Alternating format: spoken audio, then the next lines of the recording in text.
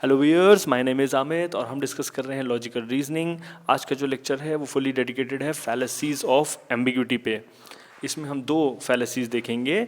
हम देखेंगे इक्वोवोकेशन एंड एम्बिफोली। बहुत ही आसान फैलेसीज हैं समझना ये, क्योंकि इसमें सिर्फ हमें एम्बिग्यूटी को देखना होगा।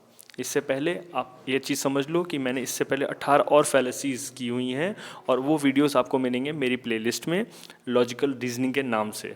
इसमें आपको fallacies of relevance, fallacies of presumption and fallacies of weak analogy मिलेंगी। ये 3 सब ग्रुप्स के अंडर 18 फैलेसीज मैंने ऑलरेडी कवर की हैं, इनके एक्सप्लेनेशन एग्जाम्पल्स के साथ। तो आज हम देखने हैं पहला पोर्ट पे एग्जाम्पल देख लेते हैं कि इक्वोकेशन कैसे होता है। Any law can be repealed by the legislative authority, but the law of gravity is also a law, and therefore the law of gravity can be repealed by the legislative authority. आप समझ सकते हो यहाँ पर इक्वोवोकेशन का क्या मतलब है। इक्वोवोकेशन का मतलब है दो सेंस होंगे यहाँ पे चीज़ों के, यानी एक ही कंक्लूजन, एक ही प्रीमाइस या एक ही आर्ग्यूमेंट के अंदर आप देखोगे कि दो प्रीमाइसेस या कंक्लूजन अलग ही सेंस में बात कर रहे हैं। बहुत ही ईजी है समझना इसको। देखो, मैंने यहाँ लिखा था कि कोई भी लॉ हम हटा सकते हैं अगर हम लेजिस्लेटिव अथॉरिटी में उसे वोट आउट कर दें। ठीक है, हमें पता है स्पेशल मेजॉरिटी से हम कोई भी लॉ को रिपील किया जा सकता है, यानी कि हटाया जा सकता है। पर लॉ ऑफ ग्रेविटी की बात करते हैं, सेकेंड प्रीमाइस आप देखो, but the law of gravity is also a law. ठीक है, इसका मतलब क्या हुआ कि लॉ ऑफ ग्रेविटी भी तो लॉ है। और इसीलिए जो हमारे आर्ग्यूअर भाई साहब हैं उन्होंने ये कहा कि therefore the law of gravity can be repealed by the legislative authority. और हमें अच्छी तरह पता है कि लॉ ऑफ ग्रेविटी फिजिक्स के लॉ की बात हो रही है, यानी कि आपने एक स्टैट्यूट या कॉन्स्टिट्यूशनल लॉ को फिजिक्स के लॉ से सेंस करने की कोशिश करी और एक एम्बिग्यूटी क्रिएट करने की कोशिश करी। बहुत ही आसान डायग्राम इसका बनेगा, यानी कि दो सेंसेस क्रिएट करने की कोशिश करी दो अलग अलग प्रीमाइसेस में, इसीलिए इसको बोला इक्वोवोकेशन। दो वर्ड्स को दोनों को इक्वेट करने की कोशिश की गई। बहुत ही आसान डायग्राम बनेगा। प्रीमाइसेस होंगे और कंक्लूजन होगा, और आर्ग्यूअर जो है वो दो सेंस बनाएगा। इसके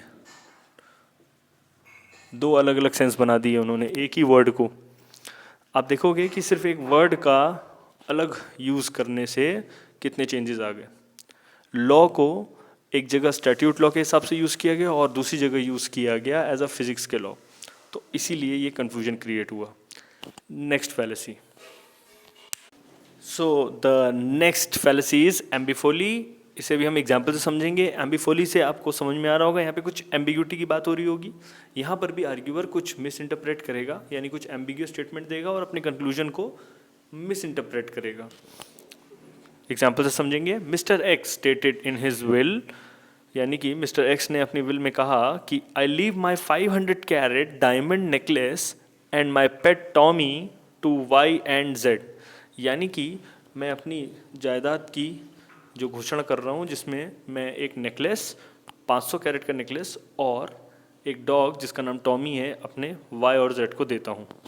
अब ये जो वाई और जेड को देने की बात की गई है, आप समझ सकते हो कि इसमें थोड़ा सा कन्फ्यूजन है।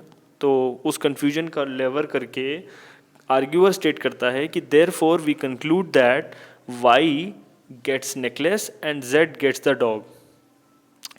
क्योंकि वाई का नाम पहले लिखा था और बाद में जेड लिखा था, यहाँ पर पहले बात की गई 500 कैरेट डायमंड की और फिर एंड लगाकर बोला गया माई पेट टॉमी। अब देख रहे हो, इस तरीके की कॉन्ट्रैक्ट्स या विल्स में अक्सर इस तरीके की मिस्टेक्स देखते हो। एक कॉमा गलत लगने की वजह से, या एक फुल स्टॉप गलत लगने की वजह से, या सिर्फ एक कलेक्टिवली शब्द का ठीक से इस्तेमाल ना होने की वजह से ये पूरी की पूरी आर्ग्यूमेंट बदल गई। यहाँ पर सिर्फ एक वो लिख देते रिस्पेक्टिवली या कलेक्टिवली, तो हम ये समझ सकते थे कि किसको क्या देना है। और यहाँ पर कितना बड़ा नुकसान होगा, मिस्टर वाई का तो बहुत फ़ायदा होगा, बट मिस्टर जेड का बहुत लंबा नुकसान होने वाला है। आप समझ सकते हो कि सिर्फ एक छोटी सी मिस इंटरप्रिटेशन की वजह से पूरी की पूरी आर्ग्यूमेंट गलत हो गई।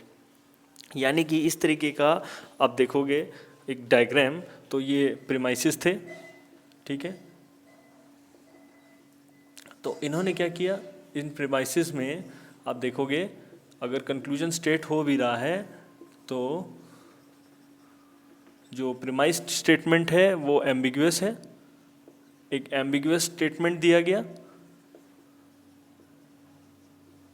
और जो कंक्लूजन है वो मिस इंटरप्रेट हो गया।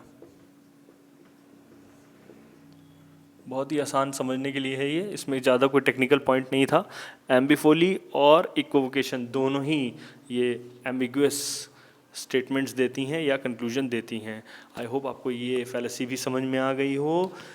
अगर आपको कोई भी डाउट्स हो तो आप मुझसे कमेंट करके पूछ सकते हो। Thanks for watching the video. Next video आपको मिलेगा फैलेसीज ऑफ ग्रामेटिकल एनालॉजी पे। Thank you.